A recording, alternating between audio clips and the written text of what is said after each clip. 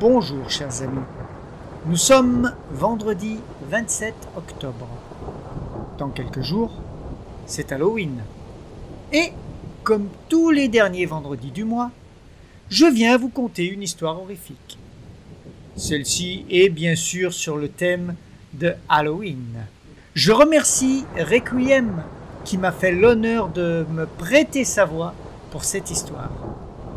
Je la remercie grandement. Vous pourrez retrouver le lien de sa chaîne dans la description, ci-dessous. Mais il est à présent temps de vous laisser avec votre histoire. Cette femme qui roule à tombeau ouvert s'appelle Ann Jenkins. Nous sommes sur une route de Pennsylvanie. Nous sommes le soir, aux alentours de 20 h, dans la ville de Allentown. Si Anna Jenkins roule si vite, c'est simplement parce que son mari va bientôt rentrer et qu'elle est restée plus tard que prévu chez son amant.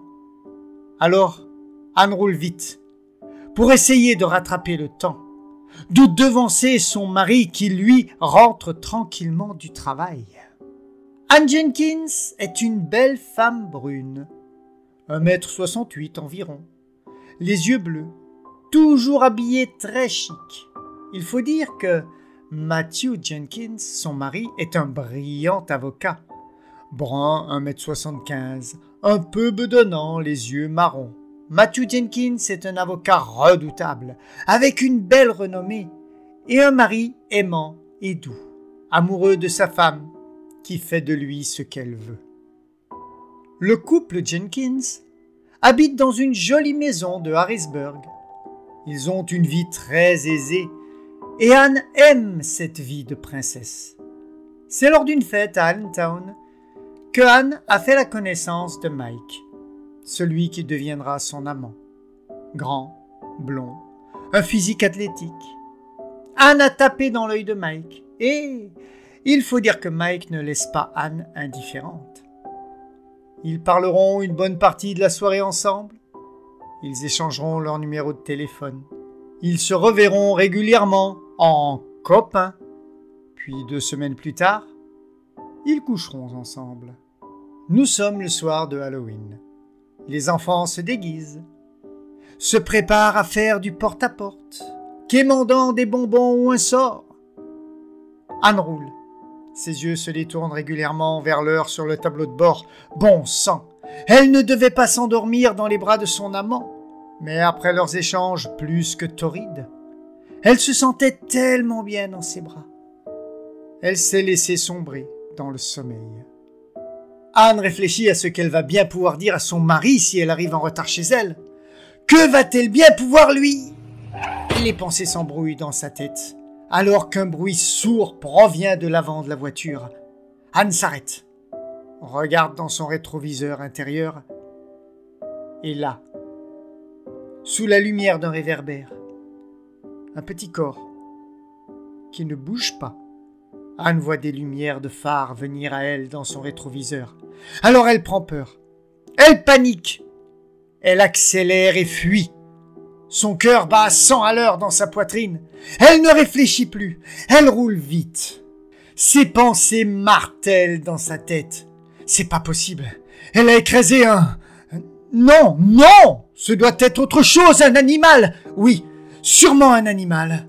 Un bonbon ou un sort? Elle sursaute et tourne la tête. C'est pas possible. Ça venait de la banquette arrière. Mais c'est impossible! Non, elle a dû rêver. Elle angoisse. Elle accélère. Un bonbon ou un sort? Elle pousse un cri, tourne la tête. Personne. C'est pas possible. Elle s'affole. La voiture fait un écart et rencontre la barrière de sécurité. Elle s'arrête un moment. Elle a les larmes qui commencent à couler sur ses joues. Elle a le souffle court. Elle redémarre. Elle jette un coup d'œil à l'heure sur le tableau de bord. C'est sûr, elle sera en retard. Elle est prise d'un rire nerveux. Elle rit malgré elle. Que va-t-elle dire à son mari? En revenant de chez mon amant, j'ai sûrement renversé un enfant, chérie. Pardonne-moi. Elle se met à pleurer au volant de sa voiture. Un bonbon ou un sort? Elle crie. C'est impossible. Pourquoi elle entend cette voix d'enfant? Pourquoi? Les larmes coulent sur ses joues. Elle a hâte de se retrouver chez elle. Elle jette un coup d'œil dans le rétroviseur intérieur et pousse un cri. Elle l'a vu. Non, c'est impossible. Elle a vu, là, sur la banquette arrière, un petit garçon, déguisé en diable. Mais c'est impossible, c'est une hallucination.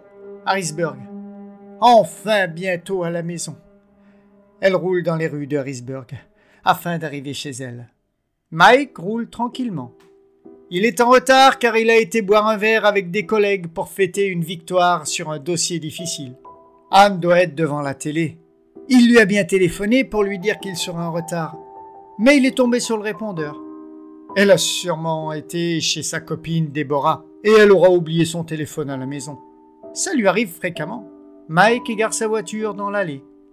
Anne a sûrement dû garer la sienne dans le garage et il n'y a de place que pour une voiture. Ils doivent faire agrandir, mais ils n'ont pas encore contacté les entreprises pour faire le chantier. Mike rentre dans la maison. Pas un bruit. Il regarde au salon, personne. Dans la cuisine, personne.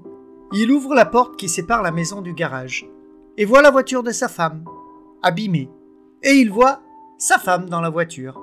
Alors qu'il s'approche de la voiture pour parler à sa femme, il se fige sur place. Sa femme semble morte.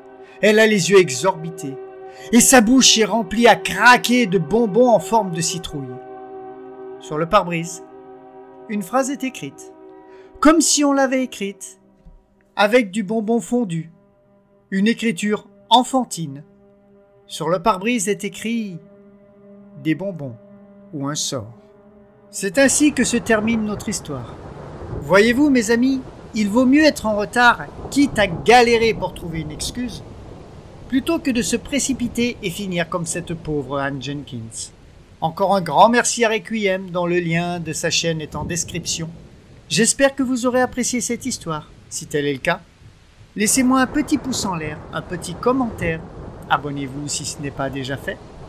Il est temps pour moi de vous dire au revoir et à bientôt pour une autre histoire horrifique dans la tanière du loup-garou.